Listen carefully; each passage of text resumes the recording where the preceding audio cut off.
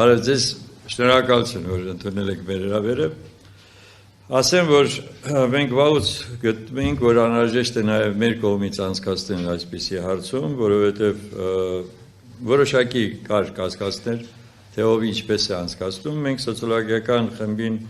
խնդրեցինք եւ դեկտեմբերի 1-ից 10-ը անցկացվեց այս հարցումը, որին մասնակցել են 500-ի մոտ, ուրեմն 500 ուրեմն մեր ռեսպոնդենտներ եւ մենք հիմա ստացել ենք հետաքրքիր տվյալներ։ Ասեմ, որ տարիքային առումով բոլոր խմբերը ընդգրկված են համարյա հավասար, այսինքն դա նշանակում է, որ մենք ունենք իրավունք ասելու, որ տարիքային տեսանկյունից հասարակության ներկայացուցիչները բոլորը մասնակցել են այսպիսի հարցմանը։ Երկրորդը կրթական ցենզը շատ հետաքրքիր է այն առումով, որ ավելի շատ են բարձրագույն կրթություն ունեցողները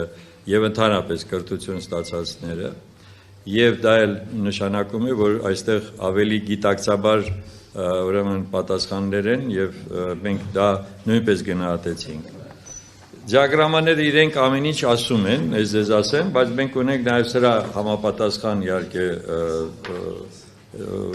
արդեն մանրամասները, որը ես հիմա ձեզ կներկայացնեմ։ Հաջորդը դա իհարկե մարզերն էին, նաև որտեղից էին հիմնականում եղել մեր հարցված պարոնայք եւ տիկնայք, նրանք ուրեմն ներկայացված են իհարկե ավելի շատ Երևանից, եւ դա էլ է հասկանալի, եւ 64% եւ 35% մարզերն են։ Իհարկե մենք սա կրկնելու ենք հունվարի 10-ից հետո, որպեսզի համոզվենք, որ ավելի հստակ կանցկացնենք եւ կհասկանանք, թե որքանով ենք մենք ճիշտ, որ այսպիսի հարցում ենք կազմակերպել։ Ուրեմն մենք տվել ենք հարցեր, որոնք որ շատ կարևոր էին մեր կարծիքով։ Դա առաջին հերթին ուրեմն նշվել է արտաքին քաղաքականությունը։ Եվ տեսեք ինչպիսի ուրեմն պատասխաններ ենք մենք ստացել։ Արտաքին քաղաքականությունը գնահատվել է հետևյալ կերպ.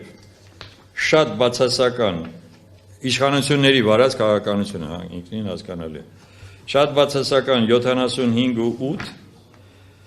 մասամբ բացասական 9.8, շատ դրական 1.2, մասամբ դրական 7.4, չեն կողմնորոշվել 5.7%-ը։ Հաջորդ հարցը եղել է հանրային անվտանգություն եւ իրավապահ համակարգ։ Գնահատականները հետևյալն են. շատ բացասական 71.7,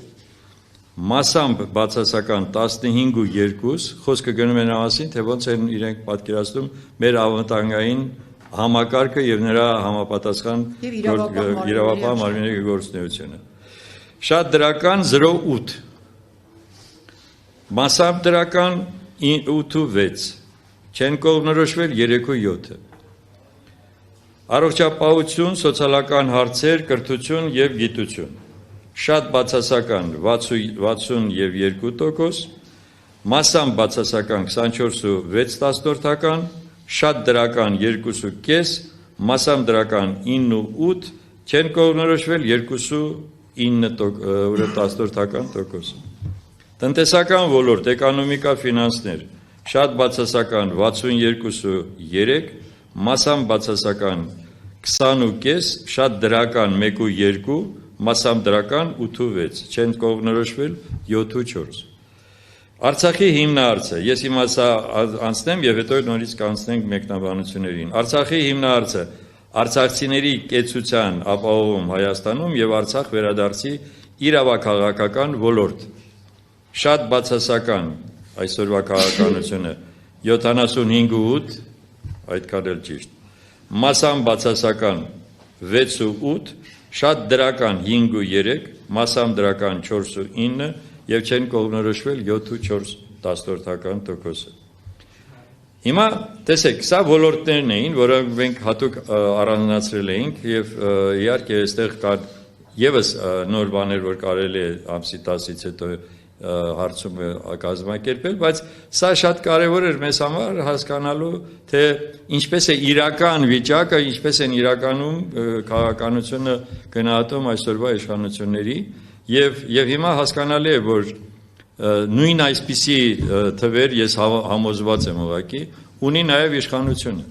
եւ սրանով է պայմանավորված այն հիստերիկ բոլոր դրսևորումները, որը